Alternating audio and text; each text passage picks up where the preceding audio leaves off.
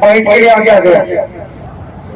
बाबा पहले अपना परिचय देंगे और आज जो अटेली खेल संघर्ष समिति ने यहाँ पर एक दिन का जो धरना प्रदर्शन किया है इसमें क्या कुछ रहा है ये आप हमें बताएंगे सर। मैं राव अजीत सिंह और आज जो है अपना योगदान देने के लिए हाजिर हुआ हूँ। आज सबसे जो अच्छी बात ये नजर आई कि दलगत राजनीति से उठकर तकरीबन जितने भी पार्टियां हैं उनके नेता, जैसे बहन जी आई थी संतोष दी, अब अभिमन्यु राव आए, सृजन आए, महेंद्र, तमाम पार्टियों के नेता यहाँ तमाम पार्टियों के, तो उन्होंने दलगत राजनीति से उठकर इस मांग को समर्थन देने के लिए आए। और साथ में कई भामाशाहों ने वैसे भी मदद की आर्थिक तौर से कि हमारे इतना बड़ा इलाका, आप बता दीजिए कोई स्पोर्ट्स स्कूल हो, तो स्पोर्ट्स यूनिवर्सिटी हो या कहीं कुछ हो। अच्छा फिर देखिए, हम सरकार से सब कुछ नहीं मांग रहे।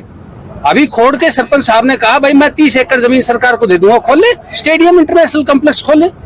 यहाँ जितने भी सरपंच साहिबान आए थे आसपास इलाके के, सारे मुफ्त में जमीन देने के लिए तैयार है। और जो भी को चाहिए कि यहाँ पर खेल स्टेडियम और मल्टी, बिल्कुल आप मल्टी स्पोर्ट्स कॉम्प्लेक्स बने, स्पोर्ट्स स्कूल बने, स्पोर्ट्स कॉलेज बने, स्पोर्ट्स यूनिवर्सिटी बने, और हमारे पास में है। अटेली विधानसभा से आजाद उम्मीदवार राव ओम प्रकाश इंजीनियर, अब मेरी बारी, वोट दीजिए, समर्थन कीजिए और जिताइए। आपने देखा मंच के ऊपर हमारे पास इंटरनेशनल प्लेयर्स और NIS कोच आए थे, हनुमान सिंह जी, अमर सिंह जी वगैरह। अब आप देखिए वो पीढ़ी करगी सब कुछ। सर ये एक दिवसीय आपका धरना था, अब अगला कदम क्या होगा और क्या रूपरेखा रहेगी? देखिए निरंतर प्रयास चलते रहेंगे। ये सिर्फ मौसमी बुखार नहीं है, ये तो जब तक अंजाम तक इसको मुद्दे को नहीं पहुंचा देंगे तब तक हर रूप से प्रयास होगा। नए बच्चों को बेसिक फैसिलिटीज तो दीजिए, और उसका अहम जो योगदान है वो इलाका देने के लिए तैयार है। जमीन देगा इलाका, भाग के देगा। Thank you sir. हाँ ललित, आज का जो आपका धरना प्रदर्शन था, क्या इसमें कुछ खास रहा? क्या आप कुछ कहना चाहेंगे? जनता के लिए क्या कुछ कहोगे? जो लोग यहाँ आए थे उनके लिए क्या कुछ कहोगे? जी, आज का जो हमारा धरना प्रदर्शन रहा, ये मेन था कि हम हर गांव के जो युवा है उसको ये बता सकें, उनको इकट्ठा कर सकें कि हमारी ये मांग कितनी जरूरी है हमारे लिए, इसको पूरा करना बहुत जरूरी है। और सरकार हो या विपक्ष हो, जो भी इस समय सरकार में, उनकी जिम्मेदारी है कि इस क्षेत्र का जो हक है उसको दिया जाए। ये मांग उठ तो बहुत पहले से रही थी, लेकिन इसको ना ढंग से उठाया गया, ना इसको समर्थन दिया गया। अब ये सरकार की जिम्मेदारी बनती है कि इस हक की लड़ाई को, ये हमारे मान सम्मान और हक की लड़ाई है, इसको हमें दिया जाए ताकि हमारे क्षेत्र का युवा है उसको जो बेसिक सुविधाएं वो मिल सके। जब बाकी हरियाणा को और बाकी क्षेत्रों को जब इतनी सारी सुविधाएं मिली हुई है। लोकसभा के चुनाव से पहले भी ये मुद्दा आपने उठाया था?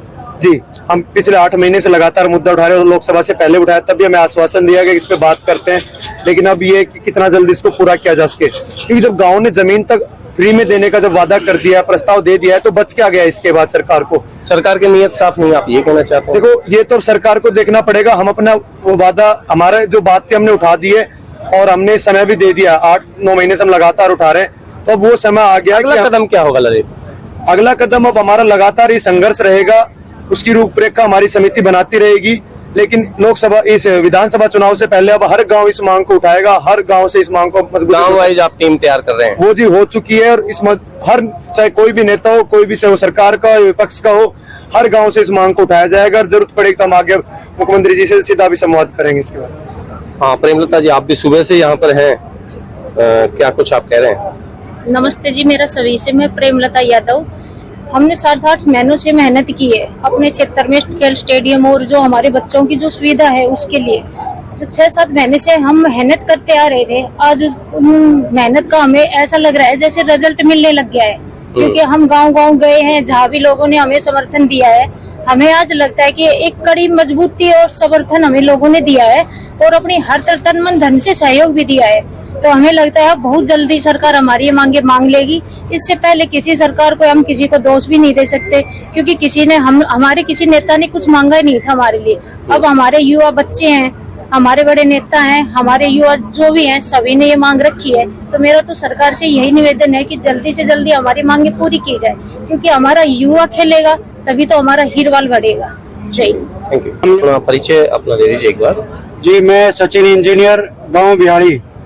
जी, हम पिछले 8 महीने से सरकार के सामने हमारे इलाके में multipurpose sports stadium, sports university और स्पोर्ट्स स्कूल की डिमांड कर रहे हैं। हमारी इस डिमांड को समझते हुए हमारे स्थानीय माननीय विधायक जी ने इस मांग को विधानसभा में भी उठाया था बजट सत्र में, और उसके बाद में बजट पास हुआ। हमें उम्मीद थी कि बजट सत्र में ये मांग उठाई गई है, तो बजट में इस चीज के लिए कुछ पैसा एलोकेट करा जाएगा। लेकिन किया नहीं गया। पैसा जो एलोकेट हुआ वो स्पीड क्लाइंबिंग नाम का एक नया स्पोर्ट्स है ओलंपिक्स में, उसके 6 सेंटर खुलने हैं, 5 सेंटर नॉर्दर्न हरियाणा में गए हैं और 1 सेंटर हमारे नारनौल में दिया गया है। और वो पूर्ण कब तक होता है?